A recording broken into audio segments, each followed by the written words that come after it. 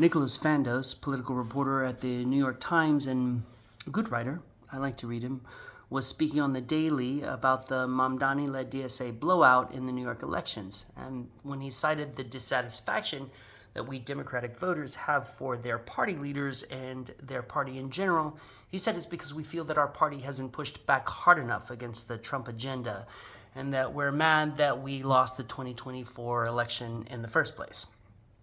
And I mean, that's true. We are mad, but that's also not really the meat of our dissatisfaction. I get that maybe Fandos was trying to simplify it because of story focus or whatever, but oversimplification never really serves the truth. So let's do this. The reason why we are angry at the Democratic Party is because ever since Ronald Reagan was president, wealth has been flowing out of the middle class and into the bank accounts of the richest 1%. This has been happening under Republicans, and this has been happening under Democrats.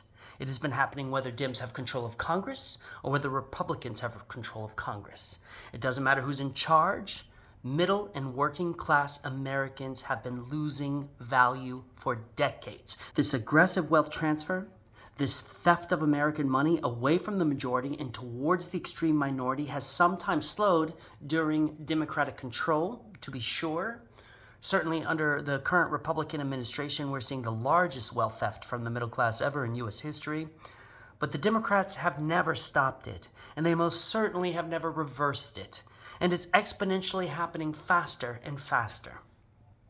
Democrats have either allowed for or actively participated in regulatory capture, private prison growth, asset inflation, stock buybacks, tax code biases, corporate consolidation, tech monopolies and oligopolies, high interest debt, private equity and corporate ownership in healthcare and pharmaceuticals and long-term care facilities, and many, many other tools for transferring wealth from the middle class to the already extremely wealthy. And while some argue much of that was inadvertent, it happened nonetheless. And an own goal is still a goal for the other team. All of this has been happening under the Democrats' watch just as it has under the Republicans' watch. For 46 years, the Democrats have not been protecting us. In fact, many times they actively betrayed the middle class. They are brokers in this wealth transfer. And this brings us to our moment. The Democratic establishment has actively worked against populist candidates who want to reverse the wealth flow so that money goes back into the middle class. They obstruct taxation reform through intra-party divisions and contested proposals, despite the fact that taxing the rich is in their party platform. They protect corporations from market caps. They participate in the privatization of U.S. tax dollars. They allow their wealth donor class to decide their candidates and help build out their political agenda. They service the wealth bias of a donor class who clearly benefits from this unabated wealth theft. They have only very recently begun to even acknowledge in the mainstream that there is an affordability crisis in this country. Remember, Biden and Harris ran on the concept that the economy was good under them. The Biden-Harris administration made its economic record a central pillar of its campaign because they're wealthy, and all their friends are wealthy. And so the stock market was their macro indicator.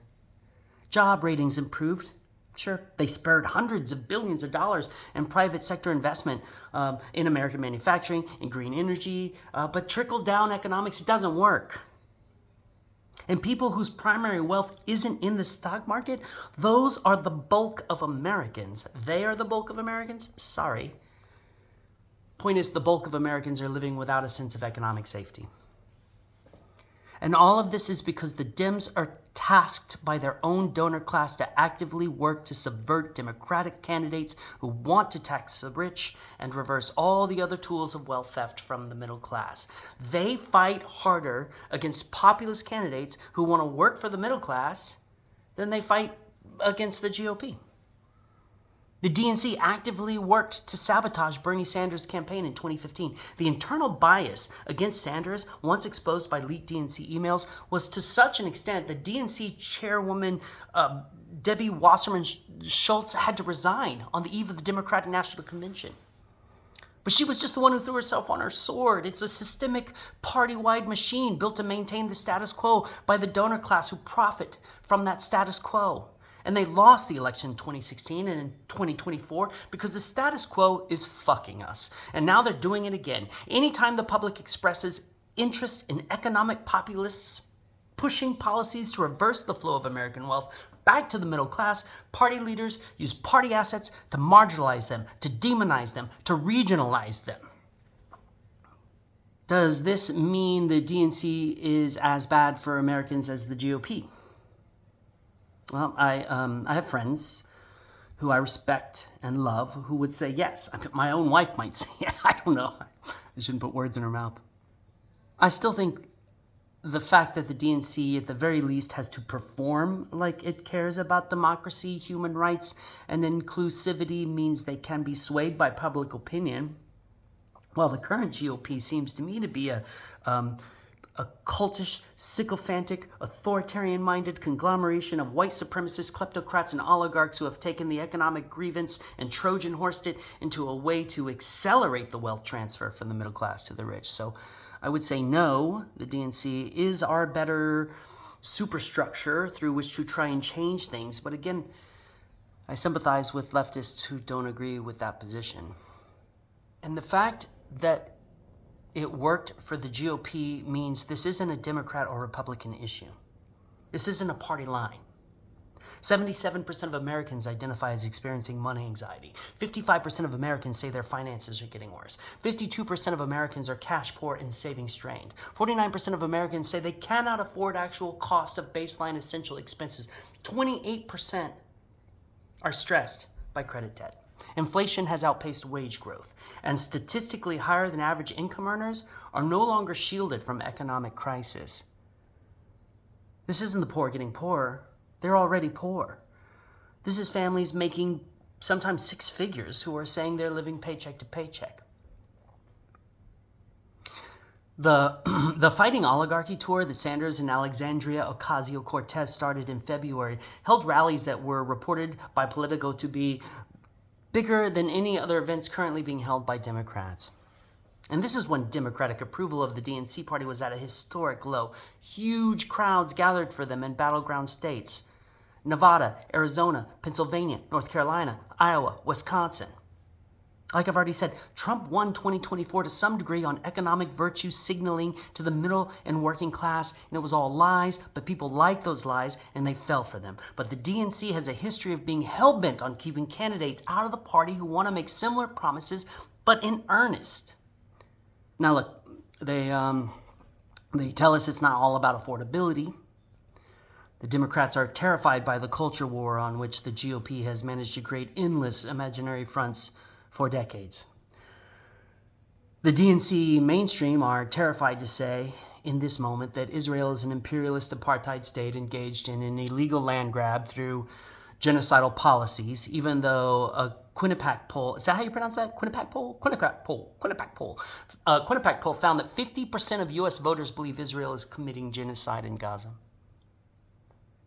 The DNC is terrified of candidates who say trans rights are human rights, even though, again, it's actually in their platform.